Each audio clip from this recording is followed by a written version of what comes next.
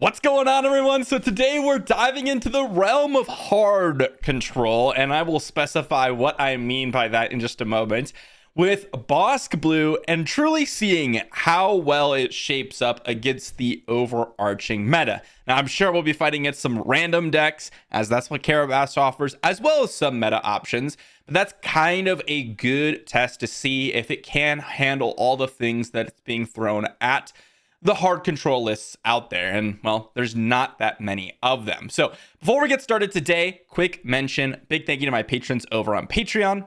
It's been super fun hanging out with you all. And of course, checking out all of your comments.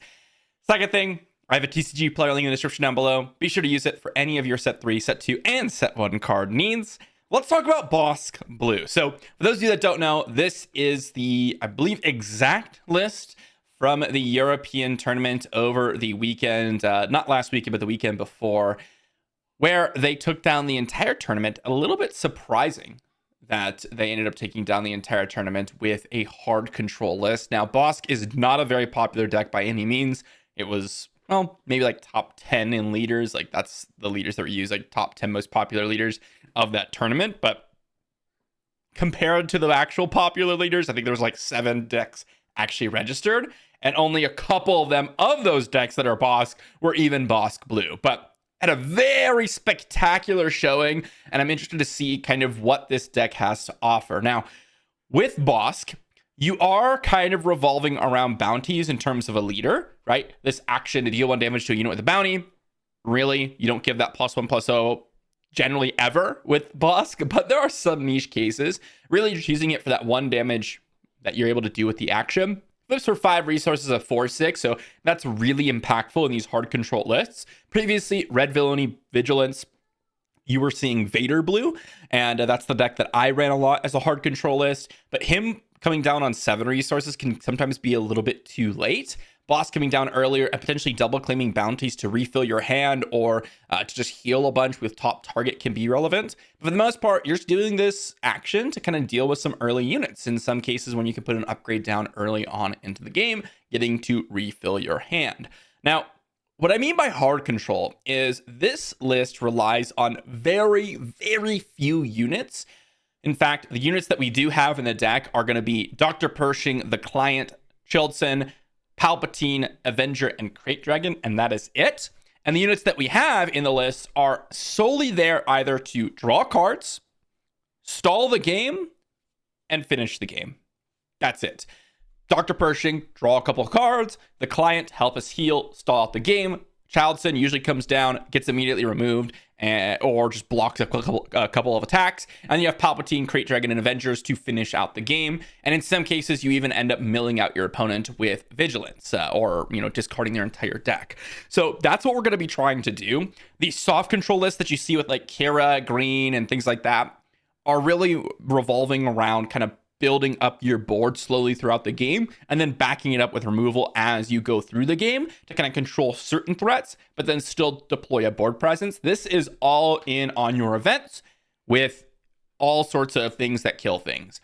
Takedown killing early game units, Fell the Dragon killing high-powered units, Rival's Fall taking care of those leaders or big units. We have Pillage to attack your opponent's hand. We have Open Fire and Force Chokes in order for us to kill early game units with just straight up damage. Make an opening till you deal with Lurking Tide Phantom, Entrench for anything big or other leader units, Vigilance to help us heal, kill things. And then we have some upgrades in the Death Mark and Top Target to synergize with the Bounty theme, help us heal or help us draw some cards. And lastly, we also have Super Laser Blast in the event category to just board wipe our opponent.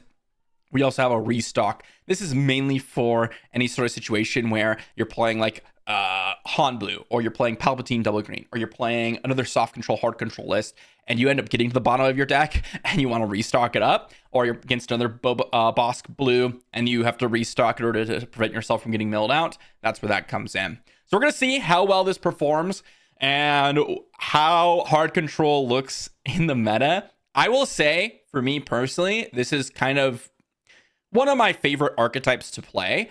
I really enjoy like Vader Blue from set 1. I really enjoy all the various different shades of hard control. Iden Double Blue. You have like Rey Double Blue, which is a little bit more controlling. You have like Afra Blue. These are all very controlling lists.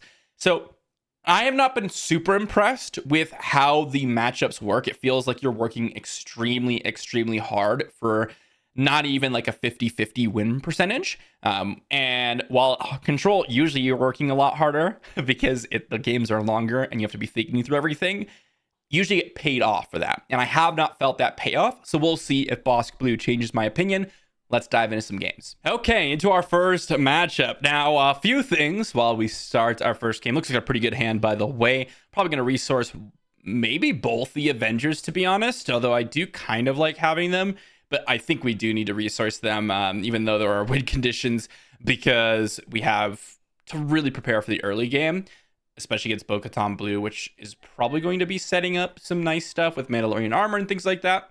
But I have been playing a good amount of Bossk Blue in kind of preparation the past few days, just because I've been testing it out for myself and also kind of just getting a lay of the land a little bit.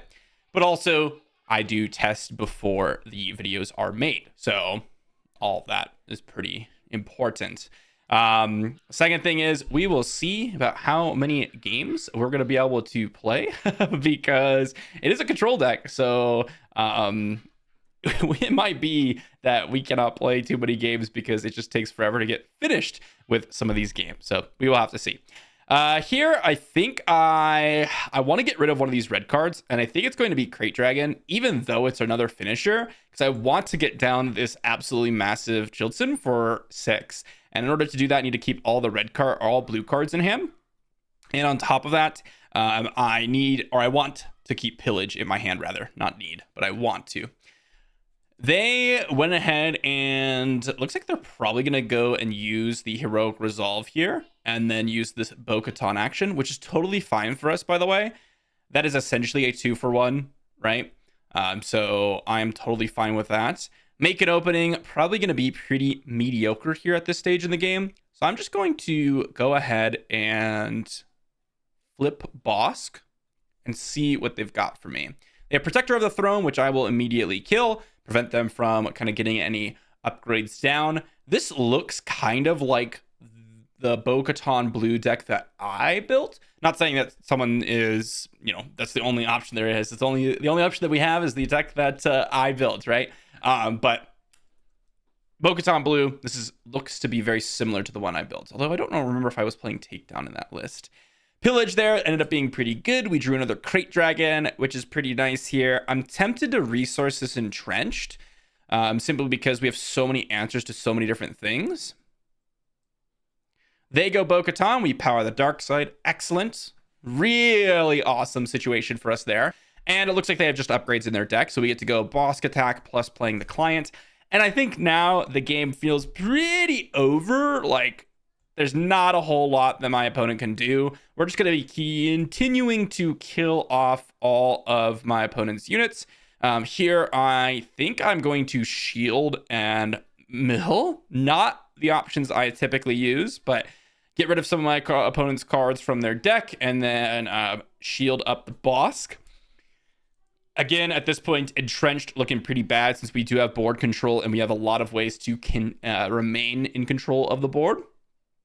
There's the Mandalorian. I think I am interested in... I think I would like to attack it with Bossk and just see what they've got. Looks like they have an Electro Staff. Great. So now we can just go ahead and open fire it. Excellent option for us. I was considering that they may have like Mandalorian armor, but even if they had Mandalorian armor, I would be able to attack it with the client and then be able to go ahead and kill it with Electro Staff. Actually, would we have been able to? Not quite, actually. So maybe I should have considered that and just gone with the Rival's Fall. Follower of the way. Easy hit with Bossk. Again, there's no reason to give them any opportunity to play any sort of card. We're just going to get down a Crate Dragon, and that should finish off the game. And now any card that they play is going to either be killed or just hit their base for a lot. And this game was pretty much over the moment my opponent didn't really have anything to do after Bo-Katan died. Game ended up just kind of being over. And I mean, that was a pretty quick control matchup. Not going to lie, guys. Bo-Katan Blue struggles. Any upgrade deck struggles a lot where you're trying to get some value. This feels a lot like the list I built. However, I know I was not playing the Mandalorian in it because I do not think that card's very good. So it looks like a little bit different, to be honest, but Covert Strength, Follower of the Way, Clan Ren Rescue are all things that I would have played. The mix of upgrades, like playing Electro Staff and playing units, is really tricky against control decks because we can take out your units. So I think this is one of their best matchups. Easily dominated, and that was not even close. Into our next matchup, we get ourselves a pretty interesting meta matchup. We have double yellow boba, and this is a hand that I'm not extremely excited about, but I think it's good enough to where I'm not going to mulligan it. And I think in this spot, I'd like to resource the restock, and I think I'd like to resource probably Super Laser Blast just to give myself some more options early on into the game. And I think I will pass here because there's no downside to passing, really. Awesome. I get to top target the Viper Probe Droid and then hit it with a Bossk damage. And now that essentially turns into a removal, which is awesome. Let's resource one of these Force Chokes. And let's just get down the client. Let's just get down the client and let's see what my opponent decides to do. Lurking TIE Phantom. Ooh, okay, so now we're going to claim initiative. And the reason I'm claiming initiative here is because I would really like to find a way to deal with Lurking TIE Phantom. And it looks like in this spot, I am not going to find that way, which is a little bit unfortunate. But we are going to be able to deal 1 damage to the Probe Droid and heal up. So we are able to get essentially 1 resource, kill the Viper Probe Droid. Surprise strike in for a decent chunk. I think in this stage of the game, I will just pillage my opponent, get rid of a bunch of cards out of their hand. So Lurking TIE Phantom is going to be a problem, and we do need to find some sort of answer to it as soon as we possibly can. Another client, a Super Laser Blast. These are by far not the cards I would like to see. I think I'm going to resource this Crate Dragon, as weird as it seems. And the main reason for that is I can get down a Childson for a decent chunk here. Ooh, interesting. I am going to flip Bossk here. I'm going to put a bounty on their Bossk. And I am going to double claim that bounty to heal 10. That is quite excellent. Ooh, they're going to hit my base, huh? Wow. Okay. In that case, I'm going to power the dark side. Oh, that was a mistake. That was a mistake. This is one of the reasons why power the dark side or this matchup is tricky. I should have played Chelsea. I completely forgot about the Lurking TIE Phantom for a second there. Ooh, brutal. But that's, you know, kind of how the matchup goes sometimes. If they get down a Lurking TIE Phantom, sometimes it's just really tough to get through it. They're going to... Let's see. So I'd love to have the power of the dark side back, and I would have loved to have a Childson on the battlefield. I literally just spoke about the Lurking TIE Phantom, and then I played the power of the dark side into it, which was very silly. For those of you that don't know, and this will happen every once in a while. Everyone's going to do it once. When you go ahead and play a... let's just go ahead and get a Childson down for a decent chunk. When you go ahead and play a Power of the Dark Side when your opponent has Lurking TIE Phantom, the Lurking TIE Phantom could just soak it up and then not be defeated by it. Wow, we just drew Power of the Dark Side and other Childson, so very, very unfortunate draws here at this point in the game. Let's just go ahead and attack the Boba Fett with the client here. They have shoot first, huh? Wow. Disgusting. Okay, well, we're going to have to entrench the Lurking TIE Phantom. And they have a Fett's Fire Spray, huh? Okay. So Fett's Fire Spray, pretty good. We drew ourselves an Open Fire. Power of the Dark Side's pretty bad here. I think in this stage, we're just going to Super Laser Blast and see where the game takes us. We can recover from this, even though that was a pretty sizable mistake here. I'm surprised they resource something at 8 resources. Usually Boba Yellow doesn't play anything more expensive than the Fett's Fire Spray, so resourcing seems a little bit strange. Ooh, they're going to Cunning here, huh?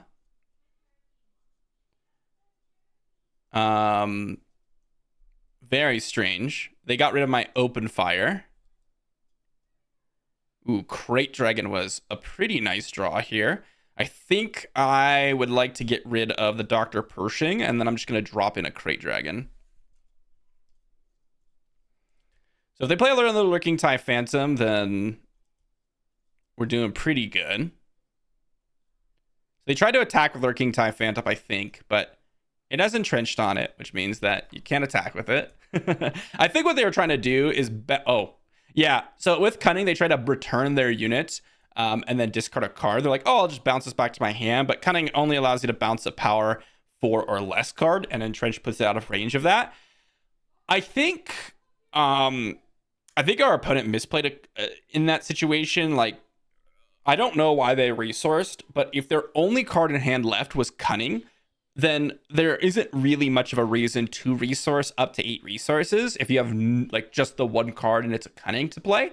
But we also made some big mistakes there as well with the Power of the Dark Side specifically. That was our big mistake of the game. We were able to claw our way through it, even though they had the Lurking TIE Phantom. You can see kind of how oppressive this card truly is. And even though this is a good matchup for us, the Lurking TIE Phantom is one of those cards that can put it in favor of our opponents. The Entrenched was able to deal with it, but it's a temporary deal with, right? It also gives a huge problem to some of our finishers. We can't kill it with Venger. We can't kill it with Crate Dragon, obviously, because it's a space unit. And it just really stops a lot of our plans. We can kill it, I suppose, with the Avenger attack, like just attacking the Lurking TIE Phantom. But in some cases, if the Entrenched goes off and they have a shoot first, as you saw earlier with like Boba, they could just kill the Avenger. So we do have to be careful about that. And it is a very, very tricky situation. But we ended up getting there. I think our opponent had a little bit of a weaker hand, especially with a turn 2. I think it was turn 2 Surprise Strike, or maybe it was turn 3 Surprise Strike. I don't remember. Maybe it was. I don't actually remember exactly what transpired here in the earlier stages of the game. We also got the double claim on the bounty with a client. That actually wasn't necessary because we lived at 18 HP, but still helped out a lot. Anyways, on to the next game. Into our next matchup, we got ourselves a match against Ray Green, which looks pretty interesting. We got ourselves a decent hand here. I'm not sure I want to keep it though. In this matchup, I don't really want to be giving Ray cards back for killing their units. I think I could do a little bit better. Yeah, this is a much better hand. It might not look it at the current moment, but getting a starter with some card advantage is really, really nice. And I think I'm going to resource this Emperor Palpatine, keep the Avenger. But what we can do here is just turn 1 Dr. Pershing or turn 1 Deathmark. But because we have the initiative, I would like to Dr. Pershing and then just get started on some card advantage. And then because Bossk gives us some options here, it works really nicely for us to kind of... Okay. For us to really get some things going. Fellow Dragon's going to be pretty nice. I think I can resource this top target. And I think I'm just going to go with the client here to start us off. So let's go Dr. Pershing. Draw a card. Drew a Power of the Dark Side, so that's pretty funny. They're going to give an experience to Maz. Okay, in that case, I think I'm just going to play the client. They could have another unit here to play afterwards, and it looks like they do. But in this case, oh, double Warzone Lieutenant. Wow, that is a very aggressive start, huh? Okay. That is a very aggressive start. I think here I'm going to get rid of the... I'm tempted to get rid of the Power of the Dark Side, but I think I'm going to get rid of the Open Fire. And I'm just going to fell the Dragon here on that Maz Kanata. Just fell the Dragon on Maz Kanata. Get it out of here. And now we're in a great spot. They kind of have to go all in on the Maz Kanata. They're going to, let's see, put an experience token on the Warzone Lieutenant. We're just going to attack the one that's smaller.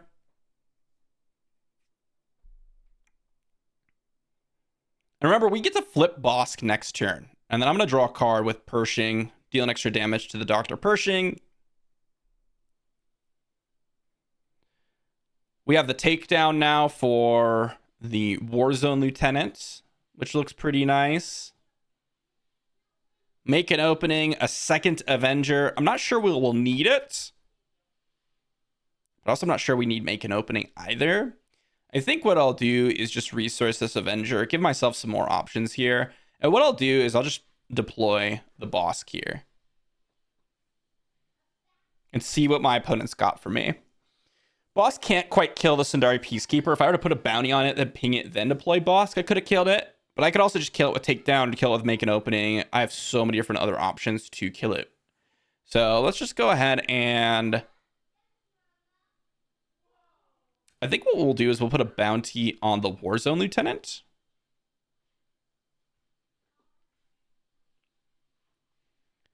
And then I think I'd like to attack. We'll see. We'll see what happens here. We got options, I'll say that much. We got options. So the reason why I went this way, instead of just takedowning the Sundari Peacekeeper or whatever, is my guess, they could have all sorts of things because they have energy conversion lab. My guess is they either want to attack with the Warzone Lieutenant, and that gives me a couple of different options. And if they do so, then we can power over the dark side. And if they kill their Warzone Lieutenant, then we double claim the bounty. And Bossk doesn't even take any damage. And then we can drop in a death mark. If they kill the Sundari Peacekeeper, then we just kill their Warzone Lieutenant with Bossk, and we get to keep Bossk alive. So we have a couple different options here. And again, we can still play top target or death mark afterwards. And so that's what they're going to do. That's what they're going to do. They're going to defeat the Sundari Peacekeeper. So we got additional value just by putting a bounty on on the enemy Warzone Lieutenant, which actually worked out much better for us in the long run.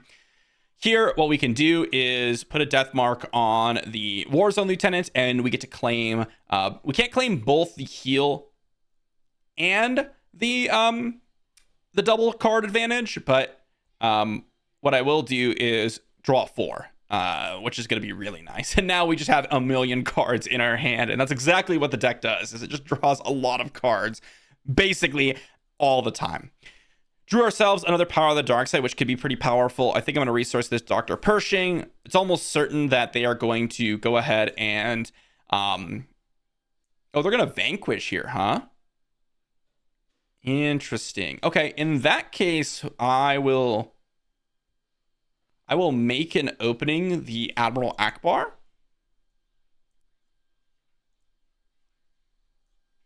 And then I will kill the Admiral Akbar. And then power the dark side. I think that they made a mistake. As soon as I make an opening the Admiral Akbar, in my mind, I'd be thinking, okay, if I just walk out Ray into power the dark side, it's going to be really bad for me. So I really need to deploy Ray immediately. And unfortunately, that ended up happening for them. I think here I could probably get rid of the top target. We'll see what they have. They could have Luke's and whatnot. Here, I will just pillage them. Pillage my opponent, get rid of all the cards that they have in hand. And I will just go ahead and kill the Maz Kanata. It's totally fine. I'm totally fine with trading there. And I think I will restock here. I think I'll restock the Power of the Dark Side, the Power of the Dark Side, and the restock back in. I don't think I want anything else. Just give myself some removal at the bottom of my deck, use up my resources. We have a Super Laser Blast. We have Avengers coming. I think this is where the game starts to feel unwinnable, although I've kind of felt like the game has been unwinnable for a little while. They have Restored Arc. Sure, I will literally just go ahead and... I think I will Super Laser Blast it. It seems odd, but I'll just use all my resources to kill their Restored Arc. Keep the board clear, because we will be getting down an Avenger next turn. And I think keeping the board clear is in our advantage. And I want to use the most expensive card to do so. What do they got? I can play a Crate Dragon, but I think getting down the Avenger is pretty advantageous.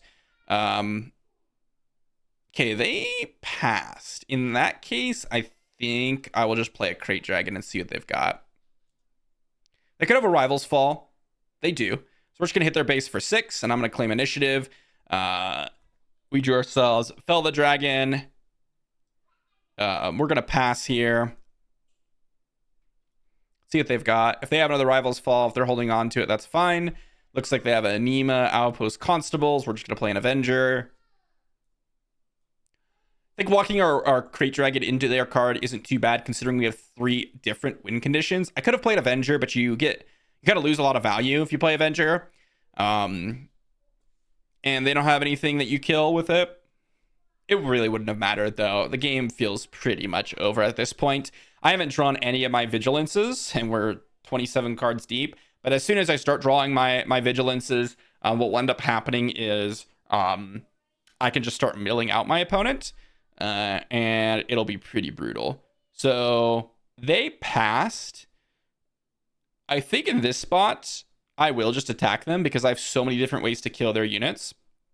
So I'll take down their Sundari Peacekeeper. And now if they play something else, okay, they have tech, I will power the dark sided away.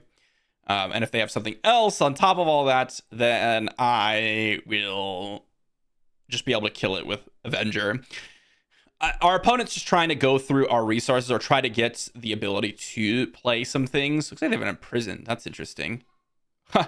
They could make my Avenger just be an 8/8, which is kind of funny. They're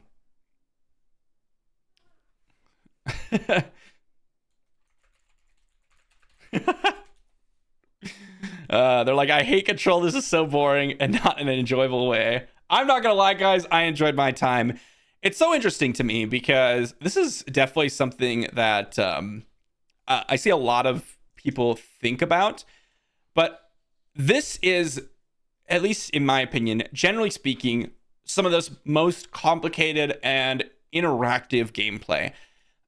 And let me just explain just for a second. I'll get on my soapbox here for just a moment because I see this a lot. I see this pop up basically in any card game. It's a common theme, and I'm not going to convince anybody otherwise.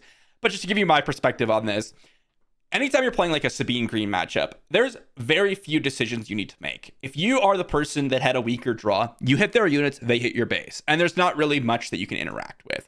If you're playing a mid-range matchup, generally speaking, there are some more interactive plays you can make. You know, you have to play around things like maybe pillage, or maybe you're playing around some more value cards. Like, do I play into their Darth Vader? Do I play into their Luke and get my unit killed, etc.? When you're playing against a control matchup, this is where you really need to know both sides, how they might sequence their removal and how you might sequence your plays in response to the removal. Okay, so for instance, me, do I play my takedown? Do I play my Fell the Dragon? Do I play my Power of the Dark Side? Do I play my Super Laser Blast? How do I allocate my resources? I think the control player generally has the hardest time in terms of sequencing your plays in order to get that favorable win percentage. And your opponent needs to be thinking, okay, if they have Power of the Dark Side, how do I sequence my plays? For example, early on in the game, when they put an experience token on their Admiral Akbar in order to, get that extra value instead of just deploying their array, maybe that's something you don't do because of Power of the Dark Side. And that way you can guarantee kill my Bossk instead of just continuously getting their units demolished. Not saying that would have won them the game, because I think that this matchup is pretty bad for them, especially with their start. But just something to consider going forward. But I know some people in the comment section hate control. I know some people love it. It's definitely a polarizing matchup, but we're here to see if Bossk Blue is doing some work. And guess what, guys? So far, it's been doing some work. Into our next game, and this one's going to be a little bit of a tricky one, I will say. Afra Blue. So we got the control mirror, which means that, well, we got a lot of cards in my hand already that are pretty bad. I think I'm actually just going to resource the open fire and top targets. Normally, I wouldn't do that. We actually have a really nice start with Dr. Pershing. I'm generally pretty happy to have that in the control matchup. And I'm just hoping that that we can kind of use this to get some major value. We're going to go ahead and claim initiative here. They got an Inferno 4, but there's no real rush to deal with it. Force Choke, obviously quite bad against, Inferno 4, because can't even target it. But here, we're just going to draw a card, get some value already. Looks like they got themselves a Dr. Pershing. And I think what I would like to do is claim initiative here. I could open fire the Inferno 4, but I'm looking for something a little bit more exciting. And I think Takedown is actually the perfect answer to Dr. Pershing. Just get rid of it, prevent them from drawing additional cards and getting to their vigilances and whatnot. They're going to claim initiative. We are going to pass. We got ourselves the Crate Dragon, double Super Laser Blast. I think I could probably get rid of this Entrenched. They're going to attack. We're going to draw a card. It's a Vigilance. Awesome. I'm really looking forward to Vigilance here. And I think in this spot, do I want to deploy Bossk? I think I would like to open fire. Open fire? Open fire the Inferno 4. They have a 2 cost, 3 cost, 1 cost, and a 9 cost. So they put 1 on top, 1 on bottom. They're going to claim initiative. I'm going to deploy. I'm going to hit their Dr. Pershing. And I'm going to pass. Got ourselves another Entrenched. Vigilance looks pretty good here. Vigilance can't actually kill much here. Let's go ahead and just draw a card with Dr. Pershing. Again, we're looking for Vigilances realistically. Our opponent's going to mill out very quickly with Dr. Aphra, and they're going to try to loop. And our goal is to mill them out and hopefully have them take a bunch of damage. Let's just hit their base for 4. They're going to pass. I'm going to pillage my opponent. Make them get rid of 2 cards in hand. Not that it's going to be extremely relevant, but, you know, that's okay. I will say this is a pretty bad matchup for us because them having the kind of restock plan, the bounty hunter crew, the vigilance cycling, that's going to usually be pretty good against control matchups. And so seeing that here already is going to be pretty brutal. They're going to get back their Super Laser Blast, which is totally fine. We are just going to Bossk hit their base.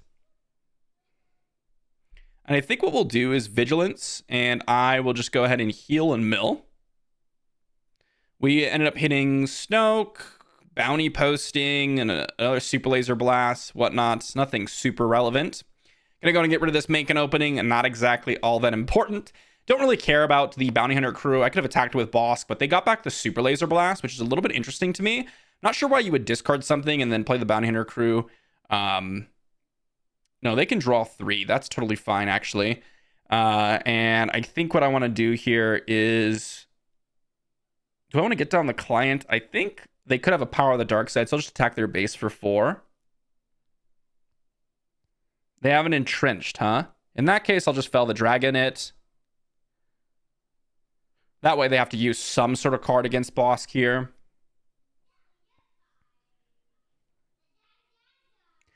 And we are not like majorly far ahead because, again, they could be restocking and doing that kind of nonsense for a while. They're going to deploy Aphra, and it looks like they're going to get a card back at random. So they chose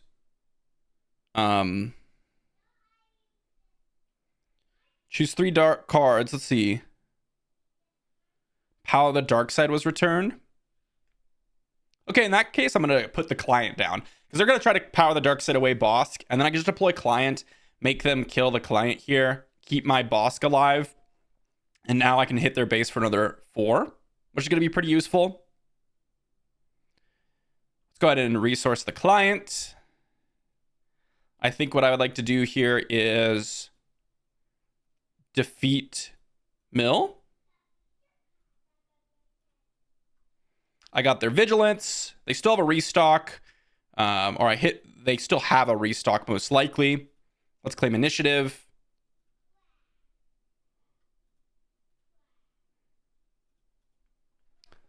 And we'll see what they've got. We don't have a lot of threats, right? So we do need to make sure that we're able to kind of close out the game here at some point. I think we'll lead on Emperor Palpatine. See if they have a Power of the Dark Side. Looks like they have an Avenger. So I'll just claim initiative here.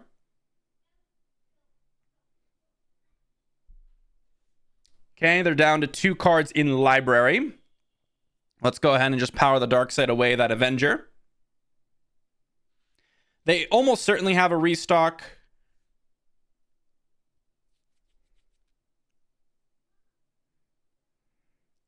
Let's just go ahead and pillage my opponent.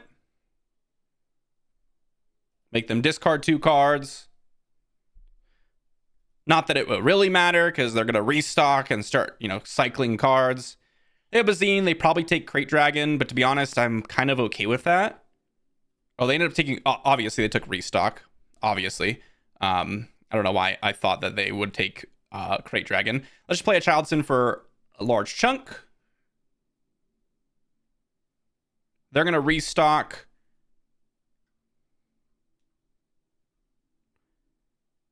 And let's see what they end up getting.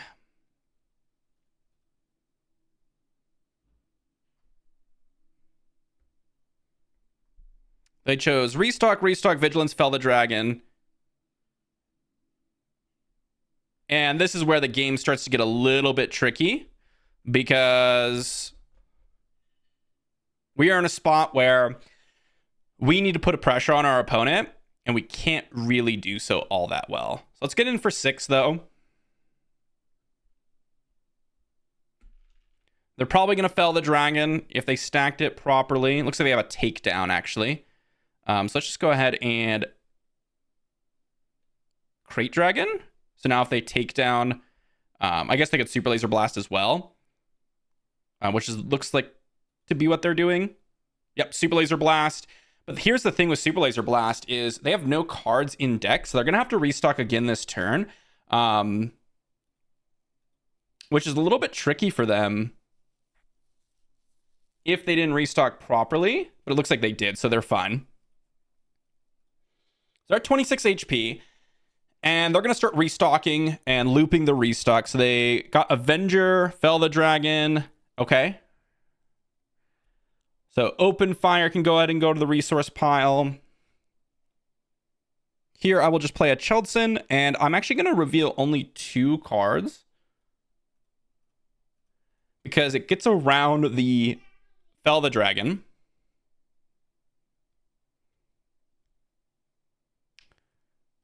Play an Avenger. Hopefully they don't have Super Laser Blast. Hopefully they resource the 3rd Super Laser Blast. So they're healing, milling. They're going to restock, sure. This is the problem with the Afra matchup, right? They have the restock cycle. And so in this matchup, this is where the sideboard becomes really relevant. But Dr. Afra, this is the deck that Dr. Afra is built for. If you're fighting the hard control matchup, Afra Blue is going to be quite good. That is literally what you're here for. Let's go ahead and resource the Super Laser Blast. They're obviously on the let's just go ahead and recycle all my stuff over and over again and kill you that way plan. So they're going to have Vigilance. They're going to mill, heal. Let's play an Avenger. They have another Fell the Dragon. Cool. They've milled our 3rd Vigilance and our Avenger. And our Crate Dragon's in the resource pile. So at this point, we don't really have anything to win the game. And I'm pretty sure we have lost. Yes, we have the Avenger, but if they have another Fell the Dragon or whatever, it's over. They have Vigilance. They're going to mill us. Not exactly all that relevant, but we get to play another Avenger.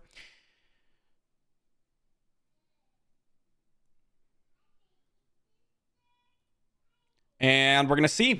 We're going to see what we can do. They're going to claim initiative. We're going to draw, take 6. They have a Fell the Dragon. Sure.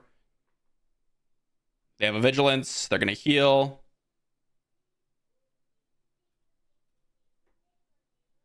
So they're going to restock, continuously put Vigilance on the top, and that's going to be GG. So this game, it's really not like all that relevant in terms of like Bossk Blue, or when you're playing Dr. Afra Blue, the whole deck is just a deck to really crush hard control matchups. So that matchup is our ultimate nightmare. They have typically 2 to 3 restocks. They have the Bounty Hunter's crew to return that. And the whole game plan is to find Vigilance, get to the bottom of the deck, and continuously cycle. So in that situation, one of the options I had was to save my Vigilance till later, or to use my restock earlier and try to get it on the bottom of the deck so it doesn't get bazined. Those are the 2 options I have, but it's a little bit tricky because Either I put pressure on them and do it that way and go ahead and try to get some early stuff down and go and get some early damage down, or I just sit back and I rely on those vigilances and let them kind of take control of the matchup. But because they have such a powerful late game with the restocks, it really is a tricky one. And I don't really think that 90% of the time in that game one, it's going to be hugely Dr. Alpha favored, because all of those cards are exactly what hard control super struggles against. So if hard control returns to the meta and Bossk Blue is a deck that's really strong, Afra is something to be afraid of and something that we're going to have to really sideboard against. On to the next one. Next up, we got a pretty interesting game. We got ourselves against another Ray Green. Gonna go ahead and resource this Crate Dragon and probably the Entrenched. Make an opening could be relevant. Not necessarily, but it could be. And we do have that Doctor Pershing turn 1, which I do like in this matchup. Clone Deserter. Let's just go ahead and get down to Dr. Pershing. They have the experience token. We're going to claim initiative. And we're just going to probably draw a card immediately. Actually, you know what? I think I am interested in just Power of the Dark siding away the Clone Deserter and drawing us additional card. We take no damage, and if they have a way to kill Dr. Pershing, that's fine. Totally fine with that, especially since we have the Pillage and the Chilton in hand. See what they've got. Let's see what they've got. Rickety Quadjumper. Okay. Okay, that is a card. They got the tech over there, guys. They got the tech. Yeah, I'm not gonna lie. Did not expect the Rickety Quadjumper to come out to play. I think here I'm just gonna take down the Rickety Quadjumper. Seems a little bit odd to deal with like some of these weaker threats. Like Quadjumper doesn't really do anything unless they play a unit, and then they have to attack, and then they have to hit a non-unit on top of their deck in order to get any value from it whatsoever. But I suppose. Played a Motic Cohort, sure. Not exactly all that relevant here. Let's go to resource this Open Fire. And I think what I'd like to do is actually flip Bossk, because what I think they'll do is put an experience token on Modded Cohort in order for it to not die to Bossk immediately. And if they do so, we can just take down. So it's exactly what I hope they do. We take down it, and then we get Bossk out. We get to save an action. They're down a resource, expecting for us to kill it with Bossk. And that ends up being really good for us. And look at that. Now we get to claim initiative and deal with Village Protectors by making opening it, which is excellent. That is exactly what we want to be doing. And then, we have double make an opening, which could be relevant. Although we do have Vigilance here. Maybe I should Vigilance here instead. And I should go... I want to go Shield Token. I don't even think Shield Token's all that great. I think I should just defeat Mill. I think this game could be in a spot where we do go long. So let's just go to Mill. We hit a bunch of kind of garbage. Good in Ray, but garbage otherwise. They're going to Spark of Hope back something.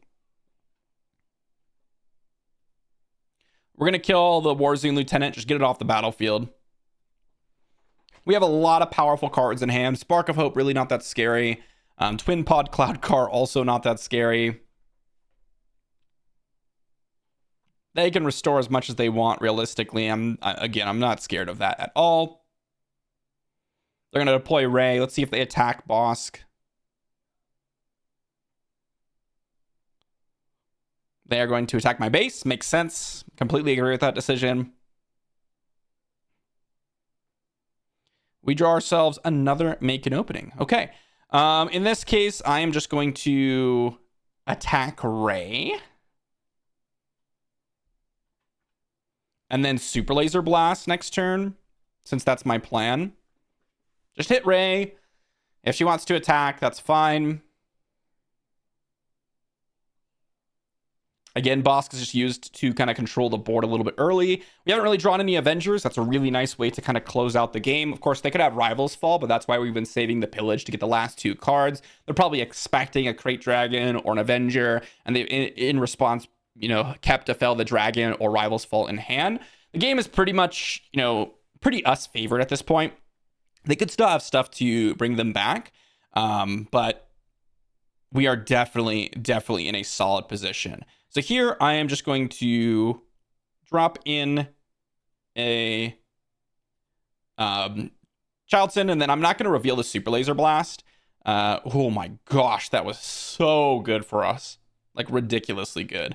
Not only does Childson get to survive, granted he's a 2-2, but they also played a unit that we can Super Laser Blast and get rid of, so that's super nice. Spark of Hope. I don't think a unit was defeated. They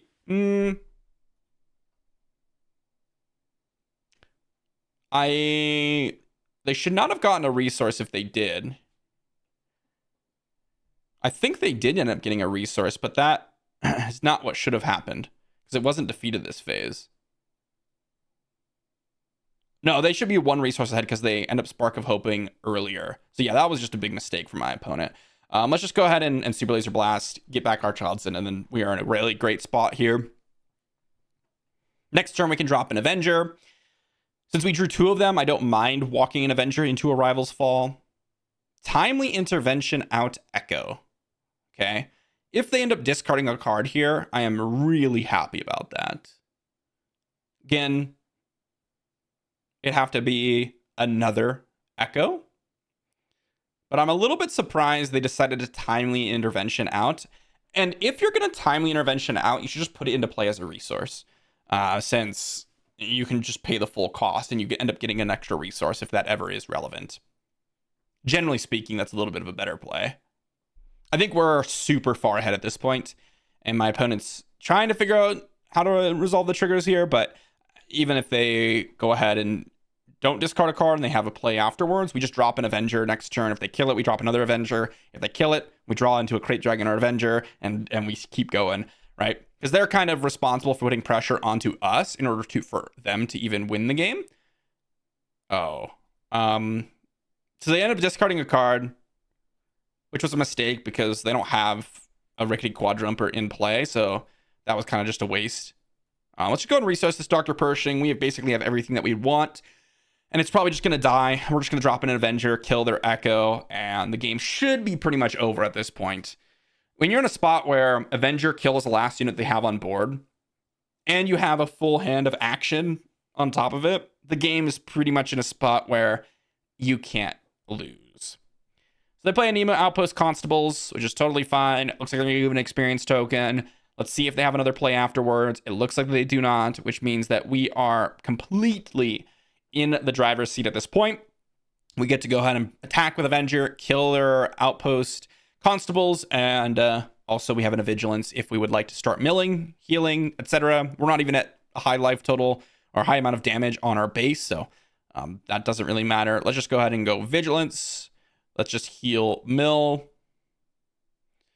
Looks like we got rid of a Pursuit Craft, a Timely, Mercenary Company. Sure, it doesn't really matter. They tried to use the resource or action on Ray, but they couldn't. Looks like they have it, or we got an Entrenched, an Open Fire. I think I'll just resource this Entrenched. It doesn't really matter at this point here what we do. Let's just pillage our opponent, prevent them from making a play this turn. It's a modded cohort and a clone deserter. Not relevant. They should probably attack with a Vigilant Pursuit Craft because I'm going to attack their Pursuit Craft, and they should defeat the Pursuit Craft. Oh, they just wiped their own board with that. Okay. Sure. We'll just pass. And I mean, they're running out of cards in deck due to our Vigilances. And we have another Avenger. And we have an Avenger on board. And we drew a Crate Dragon. This game's super over. Okay, they passed. Let's just play a Crate Dragon then. And now... now the game is so over. Like, what are they going to do?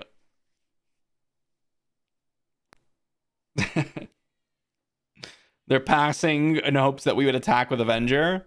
All right, sure. We'll attack or hit the base for 1. We'll attack with Avenger, defeat your Warzone Lieutenant. Hit their base for 3, claim initiative, and we will be able to kill with Crate Dragon next turn. Pretty straightforward game. Really, really us favored throughout the entirety of the game. This idea of like putting experience tokens and getting value throughout the game is really poor against these more controlling matchups. And so far, we've had some pretty good matchups, with the exception of that Afro matchup. It is atrociously one-sided, kind of like how some of the games we've felt. And that is some of the case when you're not fighting like the complete meta decks. Some of the matchups just really, really poor.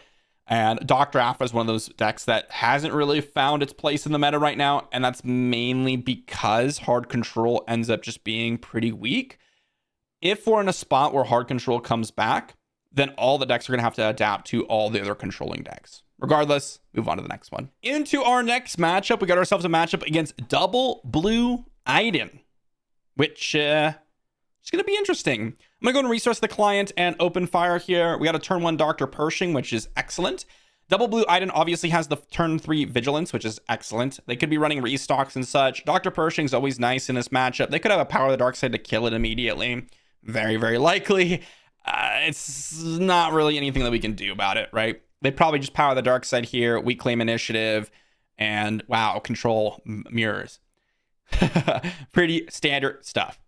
Nothing exciting here.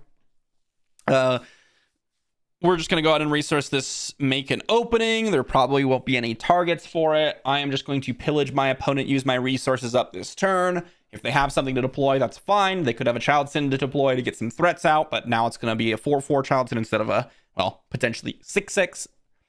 If they kept a bunch of blue cards in hand, they're discarding Super Laser Blast, and they're discarding...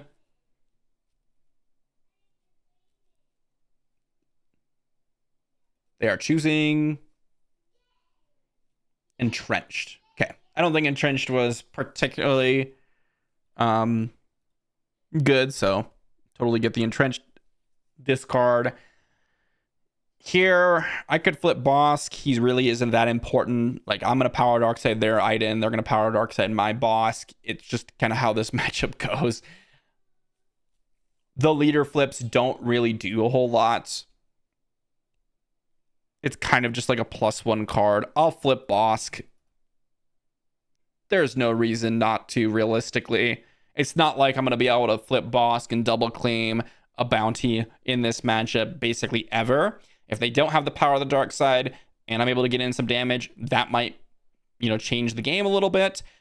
So we'll just kind of go in this direction. Looks like they did have the Chilton. They're revealing, make an opening, and fell the dragon. In this situation, since they have the make an opening, I'll just use Power of the Dark Side to get rid of Chilton so I can get in some damage. And that also prevents them from using make an opening on my Bossk to get that free kill, because make an opening is pretty much a dead card in this matchup for the most part. So Iden comes out. Let's just go ahead and... I think I'd like to take down it, since takedown doesn't really have a target otherwise. So let's just go ahead and take down the Iden. Again, takedown really only hits Chilton and Iden, so pretty standard stuff. These matchups, honestly, if you have played a lot of hard control, are pretty quick, because you're doing just a lot of taking initiative, and you kind of know what cards you're looking for, what cards you don't want. So, I mean, you can tell, like, my turns are pretty quick here. Ironically, the double hard control matchups tend to be pretty standard, and it looks like my opponent disconnected. Maybe because we just out hard controlled them. I don't know, but that's not normal. Sure, I guess I'll take the W. I'll wait a little bit for my opponent to come back. But yeah, as I was saying, these hard control mirrors usually go very quick, at least from what I've played. And that's mainly because if you play enough of these hard control matches, the games are pretty standard. It's like turn 1, you play a card advantage stuff. Turn 2, they either kill it or they play their card advantage. Turn 3, you're like discarding or doing nothing or just taking initiative. You flip a leader, it just takes a card from their hand to kill it. If they don't have the answer to that leader, then you can get in some damage, and maybe you put on pressure for your opponent to where you can end the game with damage. Generally speaking, though, it always comes down to restock and vigilance.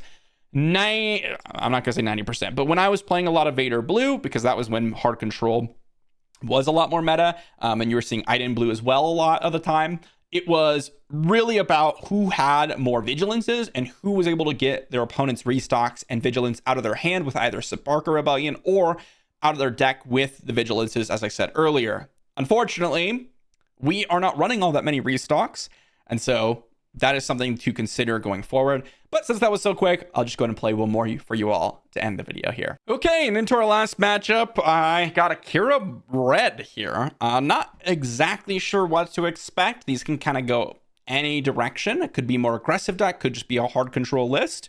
We will have to find out. But this hand is pretty limited. I think we can do a little bit better. And hopefully we get something a little bit more impressive. Unfortunately for us, we didn't really get all that many options here. Inferno 4 coming down for them.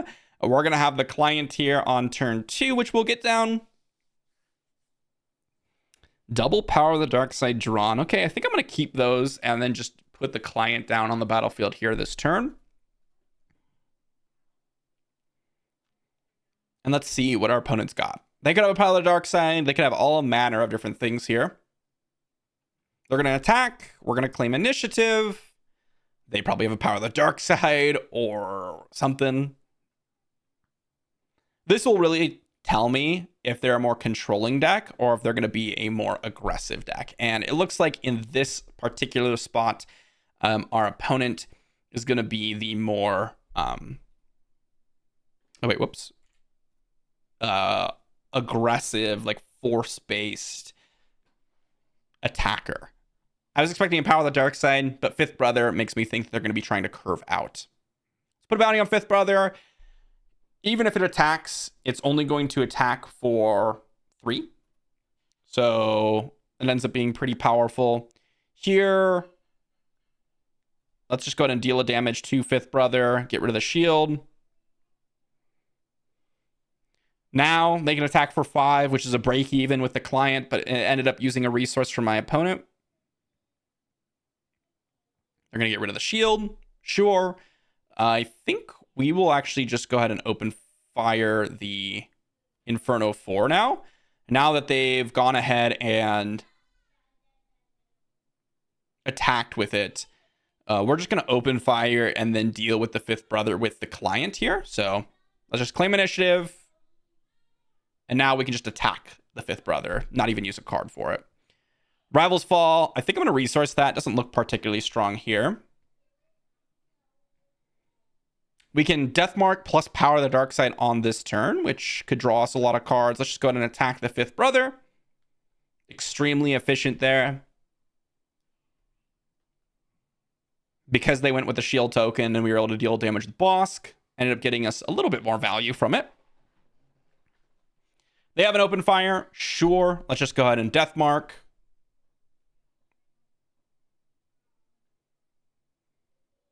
And then let's see what our opponent's got. So they have a Hylobon Enforcer, huh? Let's go ahead and deal a damage to the client. They're going to put a shield token, probably. Okay, we're going to power the Dark Side. They're going to kill the Hylobon Enforcer. That's totally fine. No need to flip Bossk yet. We're just going to claim initiative. We can flip Bossk later on in the game, and that's totally fine.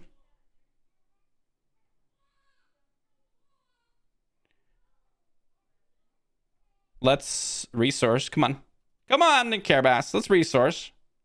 So here we have a couple options. We can power the Dark Side. We can take down. We can pillage. We can put Bossk into play. I think what I want to do is just deal a damage to the client and see what my opponent decides to do. Because they may think that the only way to get rid of the client is to attack it with Bossk. They're going to attack in for 2, it looks like. I think I will go ahead and flip Bossk. If they have a Power of the Dark Side, I think that's okay.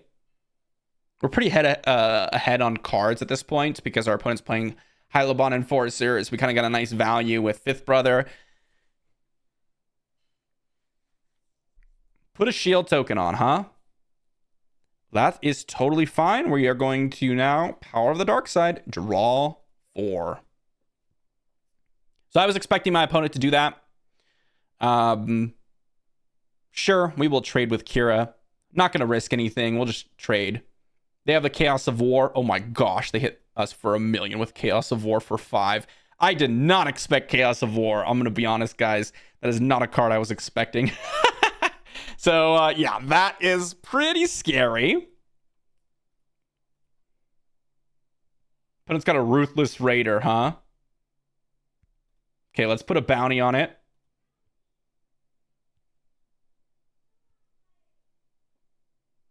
Let's see what my opponent's going to do. Oh, are they going to put a shield token on it? That ends up being really good for us. I think you should never put a shield token on it, by the way. Here, let's just go ahead and take down the Ruthless Raider. Putting a shield token on it kind of opens it up for so many different things. There's a very good chance that as a control deck, I'll have some way to defeat it anyways. So I don't know if you should be doing that. I think I can get rid of one of these pillages. I kind of want to get rid of the cards in my hand. If they have Chaos of War in their deck, that could just randomly smack us for like 1 million. So really don't want to be seeing that. Okay, let's pillage my opponent.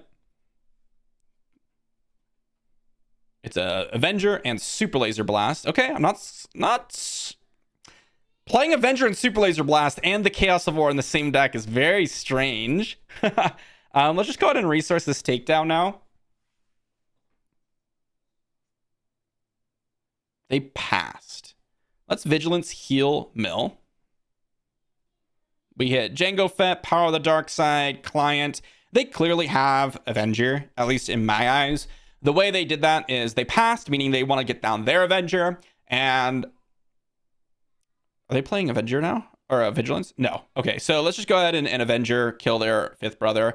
And now they play 7th Sister, which is... Now I'm thinking that they don't have Avenger, but it's a little bit weird to pass when you resource for 9 resources, considering that you may not have Avenger, but maybe they do? I don't know. Power of the Dark Side played. I think here we just Vigilance, heal, mill. Get rid of 6 more cards from my opponent's deck. They have a High-Low Bond Enforcer. That's fine. Let's just go ahead and top target it. And then we get to... I think just claim initiative and then Super Laser Blast away everything. Super Laser Blast. I will heal my base for 4.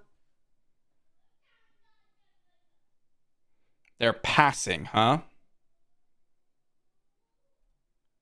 Okay, I will claim initiative. Open fire. I'll just resource that. The Chaos of War made me really scared to the point where I felt like I needed to heal a lot. I'm passing now. I'm fine with just resourcing and then going through the motions. Like, we have restock. Our opponent's lower on cards than we are. We have approximately 1 million different ways to kill things. I'll resource the make an opening at this point. If they want to just keep passing... Oh, we're claiming initiative, huh? Okay, I will just pass. I know I could pillage them, but... they may save some of their more important cards for a little bit later on in the battle. This is a weird situation. Let's drop an Avenger, kill their Jango Fett. Seems reasonable to me. It'll be a 2-for-1 if they deal with Avenger here, unless they play an Avenger. Okay, at this point, I will pillage my opponent. Since I did deploy to the board. They have Bombing Run and Open Fire, huh? Double Force Choke the draws. That could be relevant. Getting my opponent to draw out their deck could be important. We're not high on HP here, so that's pretty nice for us. I think I'll just deploy an Avenger to kill their Avenger. That is the 3rd Avenger I have played now. They pass here. Okay, well, we will claim initiative.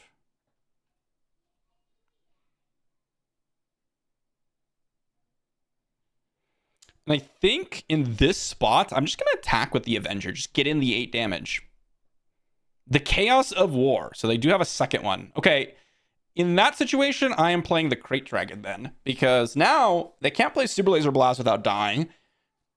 And if they kill my Crate Dragon, then we take initiative and we can hit them with Avenger. The Chaos of War, man, that does so much damage to us this game. I do not know about playing the Chaos of War in this matchup. Hoping for Chaos sooner. Yeah, I assumed. I guess that's their tech. Kind of an interesting tech piece, but 5 resources to deal like, well, even if you're dealing 7, 8 damage, like you're not putting on enough pressure earlier on into the game. It's a very interesting list. I was very interested in seeing the Kira red. They're playing like Django Fats, maybe to synergize with the client and top target. They have the bombing runs and open fires and power the dark side, as well as Avengers and super laser blasts. It's a little bit weird to see Chaos of War with super laser blast, but maybe they're expecting like Bossk blue or Palpatine decks. Maybe you hit them for 8 or 9 and it's enough to end the game. It's like a little bit of a mismatch, mix and match of kind of everything. Like you have the standard high-low bond enforcer, Fifth Brothers, Inferno 4s that you'd expect in Kira. But then you have like Ruthless Raiders, and you have Avengers and Super Laser Blast and Chaos of War, while having the controlling pieces, and Academy Defense Walker and Seventh Sister. It's a little bit of an interesting one, and I didn't know what my opponent was going to play next after I saw as we were going through the game. But anyways, let's talk about Bossk Blue here to finish this off. What did I think about the deck? So what do we think about Bossk Blue? Is control back? What's going on with the meta? So here's what I think about Bossk Blue, and I know some people are going to disagree, and that's totally fine. It is decent. It is good. And I think it's one of, if not the best variations of hard control that we have in the meta currently. And the reason why I like it is because Bossk flips early. That, alongside the ability to kind of deal this damage to units with the bounties early on in the game, is really important. It allows you to actually reach the point of the game where you need to. Whereas when you're playing Vader Blue, sometimes getting Vader down is just too late, especially against the Sabine decks. You could literally die on turn 3. Granted, that would be a very poor hand from you and a very good hand from your opponent, but you can in some in some games. And so you really need to be careful with stalling out too long or kind of like doing nothing for too long. And Bossk deploying early while also giving you options like, let's say you want to draw cards, like with Deathmark. Getting that down on turn 1 while also kind of over the course of 2 or 3 turns, killing that unit. So Deathmark acts as a removal while also drawing you cards is really powerful. Here's the thing. This deck is still going to struggle against the TIE Phantoms. It's still going to struggle against the hyper-aggressive decks. And it still does do really poorly against like double yellow Han. And these are some things that you really need to consider, because we didn't really fight against a ton of them today. We did fight against a Boba Yellow, and I did make a mistake, as well as they made a mistake in that match. It seemed to me, at least. But Boba Yellow is the best deck to fight against the hard control in terms of meta, what decks are meta. Everything else can really struggle a little bit. And so it really remains to be seen. I think the deck is good, and it really depends on what the meta is shaping up to be, whether or not you have to modify this list. Because we're starting to see a little bit more control, because people are starting to branch out with Iden Blues, Afra Blue, which wasn't really played all that much. Every once in a while you'd see it. I did a deck or a video on it. But depending on the matchups, you will find that this deck performs really well or really poorly. And we've said that throughout. When you're building a control deck, you really need to know what the meta is. Okay. And if the meta starts to be a bunch of Bossk Blues and a bunch of hard control, and people start bringing like Afra Blue to their events, Afra Blue has an okay matchup against the aggressive decks. And we've seen that. It can struggle a little bit. Not nearly as easy as it is for Bossk Blue. But in the hard control mirror, it dominates. It does super, super well. It feels like you can't really do anything because Restock just cycles back everything in your deck. You got Bounty Hunter Crews. You got kind of like a toolbox with the Afra discard. And unless you have the sideboard plan, which this kind of does with the Triple Spark Rebellion, but it still needs like more restocks. It probably needs the full playset in the sideboard if you want to deal with Afra. You are going to struggle. And that's something that we did see. So right now, this deck is really trying to make up for the fact that Sabine is super strong in the meta, Boba Yellow super strong in the meta, and Han Yellow super strong in the meta, and like Kira Green, all these things are super strong in the meta. And so you will struggle in matchups that you're not prepared for, but it does do pretty well, and I think it does have a good chance. It's just the fact that when you're fighting against all these other decks, they usually just have good matchup against most of the decks, like Han Blue. It actually doesn't have a great matchup against control, but Sabine Green, you're just doing your same game plan every single time. Boba Yellow, you're just kind of getting aggressive and leveraging the extra resources every single time. Whereas this, really, you need to be informed on what you're playing against, and you also need to be informed about the meta, because every single card you put in your deck and in your sideboard really needs to have a purpose in order for you to actually go through an entire tournament and win.